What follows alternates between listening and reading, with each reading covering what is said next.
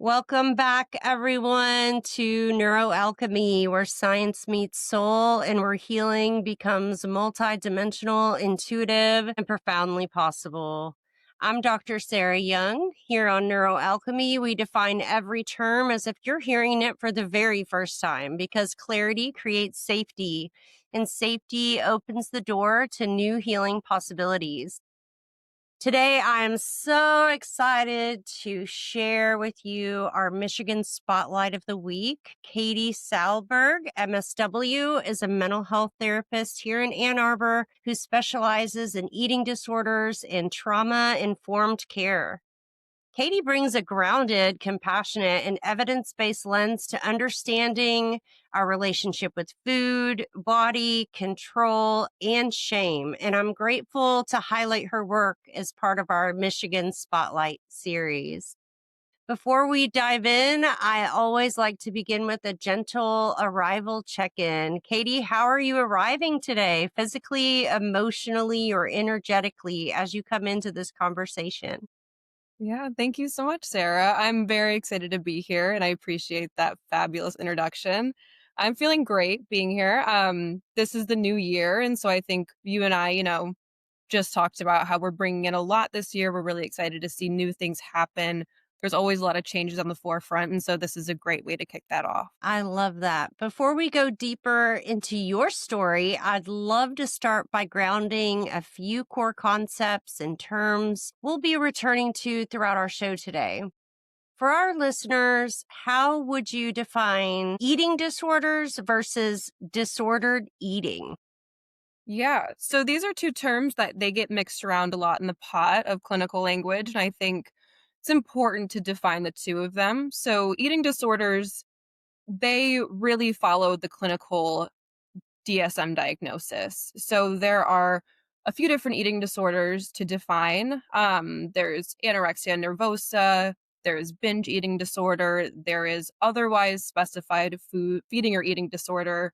There's ARFID, and there's kind of all of the different levels in between those. They all have their own categories from severe, extreme to mild. And what they all have in common is they're essentially categorized by the disturbances that they present to the people who have them in eating, in physical functioning, and weight loss. And so they have pretty confined categories in their definition. And I find that disordered eating is a little bit more loosely defined. It's not its own defined category in the DSM, but it's something that is still incredibly clinically significant. And that is also characterized by disturbances in eating.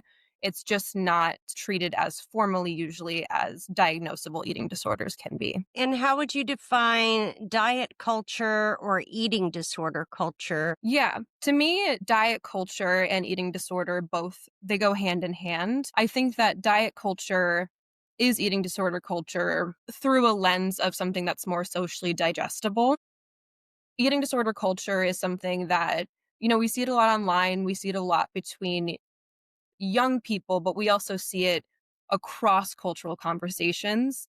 And diet culture exists in the same way where we tend to perpetuate with ourselves within our own social circles the certain things that we see are acceptable to do with our bodies and with food. And we have these large conversations around them and end up sort of going off of each other on the way that we present with them. And how would you define restriction and binging through a nervous system lens?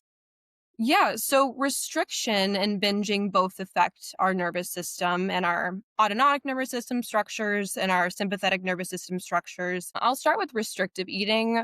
Restrictive eating really it creates this big lack of energy. So a lot of our automatic nervous system functions like sleeping, thinking, being able to interact with other people and just having our basic functioning it's heavily impacted by it. So it ends up creating this real loss of energy. And that's how people end up in these critical conditions from it. And binge eating disorder, it dysregulates our nervous system by creating this fluctuation of hormonal activity and neurotransmitter output. So a lot of people, when they are engaging in binge eating, they'll have this disrupted reward system. And so we end up getting our wires kind of crossed, so to speak, on the way that we're able to interact with our neurotransmitters across the board, like dopamine or serotonin. And can you explain maybe why or how food, weight, and body control become moralized? Yeah, this is one of my favorite topics on food and eating disorders because we are inherently taught, and this is incredibly cross cultural. Food and bodies are, we use it as a large indicator of our morality. And so a lot of times people will assess how good of a person they are on the way that they eat, on the way that they interact with food, on the foods that they're eating, and also with their body size. And I think this is something that is really generational and it's something that we tend to internalize across a lot of our social structures. And can you define eating disorders as trauma and sometimes generational trauma? I can, yeah. So eating disorders create obviously, or maybe not obviously, they create a lot of physical trauma on the body where, our muscle structures are depleting. Again, our nervous system, our autonomic nervous system, our sympathetic nervous system, they're deeply dysregulated, and the body tends to take any physical dysregulation as emotional dysregulation. So a lot of those structures are perpetually breaking down, and that can cause to a lot of physical but also emotional dysregulation in people. And I think subsequently, eating disorders present a lot as generational trauma because a lot of these things are passed down familially. And a lot of people's parents struggle with disordered eating or eating disorders, and these behaviors are then adopted by their children. And a lot of the physical impacts of eating disorders can also be passed down genetically. And so we end up kind of seeing this perpetuation of trauma throughout generations. And I think a lot of work that we're trying to do right now is sort of disrupt those structures and see if we can create a safer environment for people as time goes on. Thank you so much for sharing all of that. Now that we've grounded some shared language, I'd love to turn toward your personal journey. So, what drew you into working with eating disorders, and what did you begin noticing early on about the patterns people were carrying into this work? Yeah. So initially, I had no interest in working with eating disorders. Actually, I was sort of the last thing I wanted to do. And I'm not really sure why. It just didn't really, maybe it felt too personal for me, or maybe I just wasn't ready to work with them yet. So for the first couple of years in my clinical life, I really avoided them. And then I ended up being on a job, being in a position where my direct supervisor and my boss specialized in eating disorders. And she ended up giving me a lot of insight into not only my own biases in these areas, but the ways that this presents in such a high clinical population. And I realized that not only do eating disorders tie us very much to ourselves and to our families, but it's, in my opinion, almost this singular cross-cultural trauma that really it transcends a lot of those boundaries for people. And I can see it be very connective for people for better or for worse. And so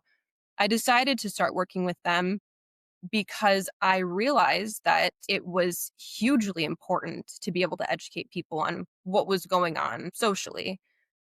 Is there anything that surprised you the most? I think what surprised me the most in working with eating disorders was how similar a lot of people's stories were to each other, and the ways that, although this was true, there was this dichotomy of similarity and also severe social isolation. And that's always really, really disturbing to see because you're seeing people day after day, hour after hour who feel so alone and they feel so shameful about their experience. And they have no idea that there are so many people struggling with this, and I that was really impactful for me to see. Is there anything that felt misunderstood in the mainstream narratives? I think most things about eating disorders feel very misunderstood in the mainstream narrative, and a lot of things that people relate eating disorders a lot of time to addiction, and I do agree with that to some capacity where just the same as addiction,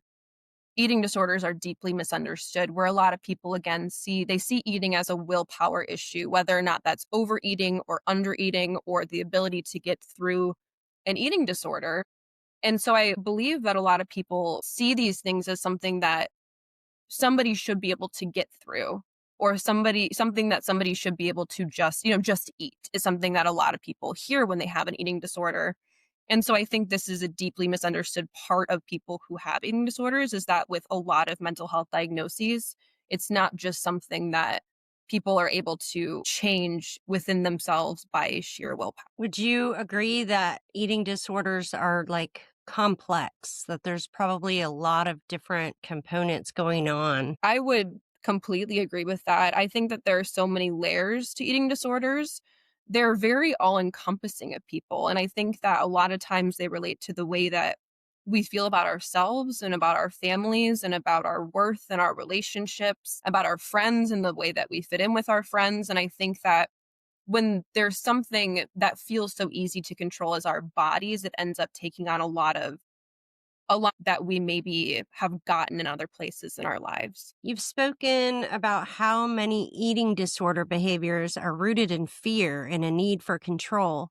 How do you see control through the body functioning as a survival strategy rather than a moral failure? Yeah, so eating disorders as a form of control is always true for eating disorders. And I believe that a lot of people, when you hear the word control, you think about are willfully engaging with trying to control something. And the way that trauma comes into control in eating disorders is that the way that we try to control trauma psychologically is not it's not the same as, rearranging the furniture in your living room to try to change the way that you're feeling. We don't have complete control. And a lot of this is really subconscious. And so I believe that the control from trauma and the need for control in eating disorders is more about trying to position yourself in a way to reduce harm. And assimilation has been a huge part of working with eating disorders, where you have to understand that people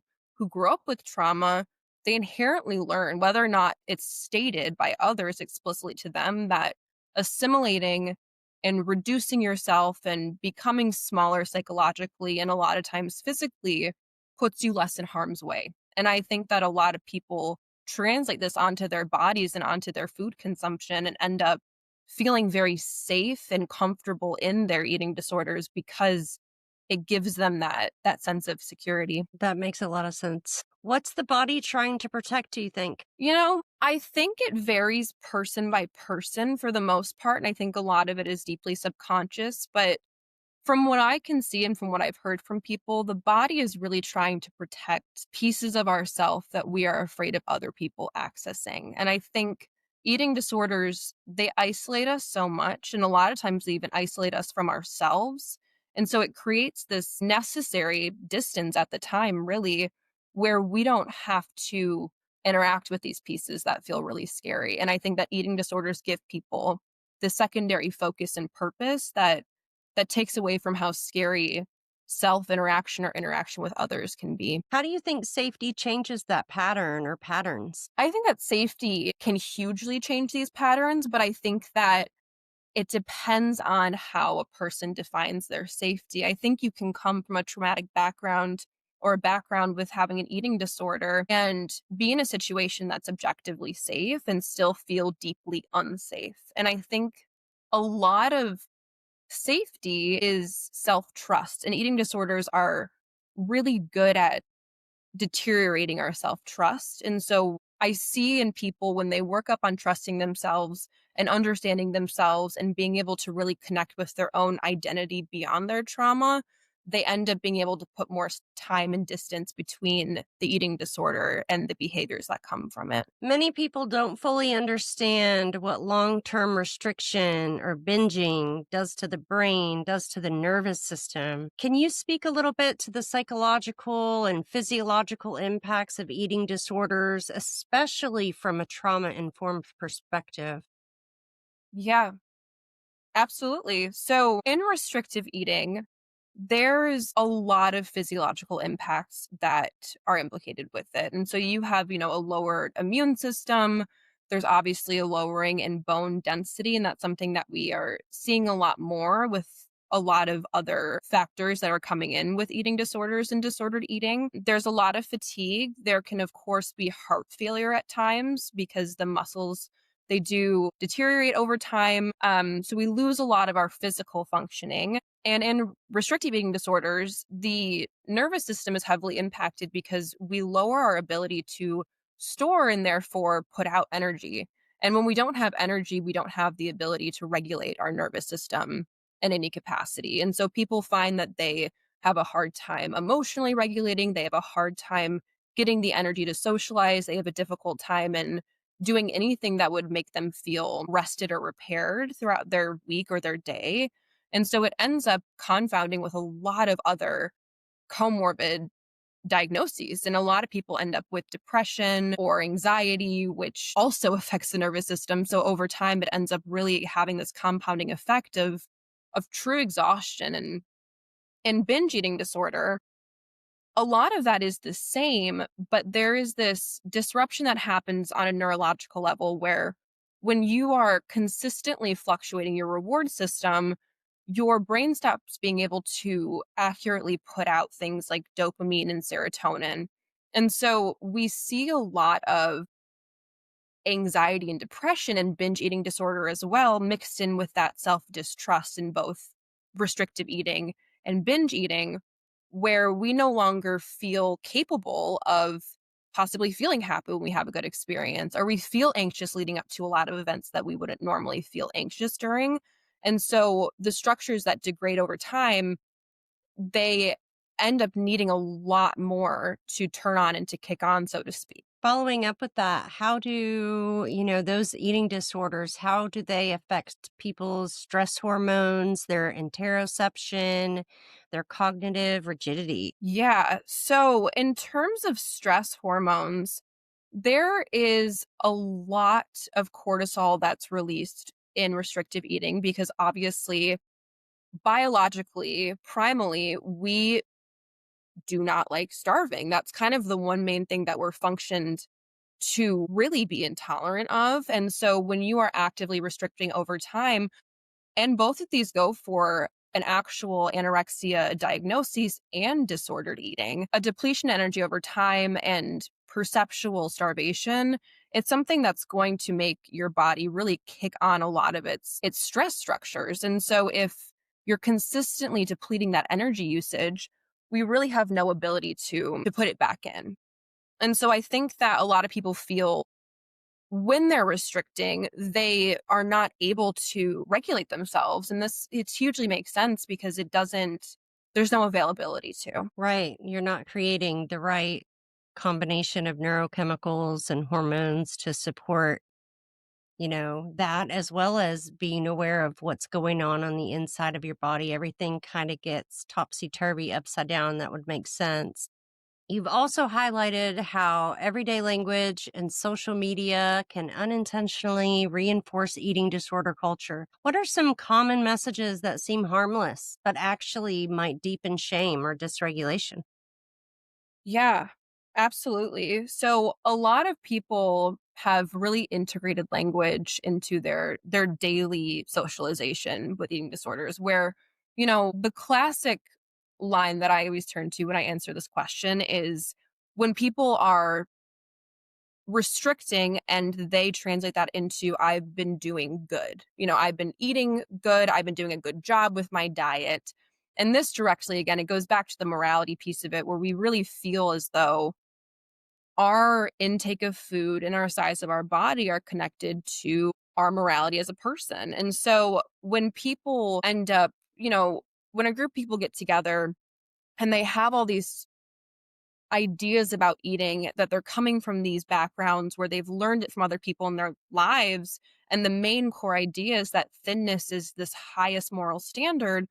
We end up grasping onto all these other concepts that might not be totally true. And what we do is we end up co-regulating against each other. We end up having these conversations that we're trying to get information on what's right. And we perpetuate a lot of these harmful ideas because we don't exactly know what's right. And when you're using other people as a point of reference for what's right, it doesn't give a lot of availability to really introspect or interocept, like you said earlier. We don't allow ourselves the space to really feel what feels good for us. We put the cognition before the feeling. And so we're mismatching our own processes and our own systems to other people's expectations. And that can cause a lot of cognitive dissonance. And I think that's where people end up socially being really impacted by it because we're going off of what we're told is correct versus what's actually correct for us. When we move away from control and morality, what does trauma informed, evidence based healing actually look like? Yeah. So trauma informed and evidence based healing looks like something different based on what the person needs. But I think that the main things that come with being able to provide trauma informed care for others and for yourself is understanding what you need as an individual and then seeking out the proper structure for that.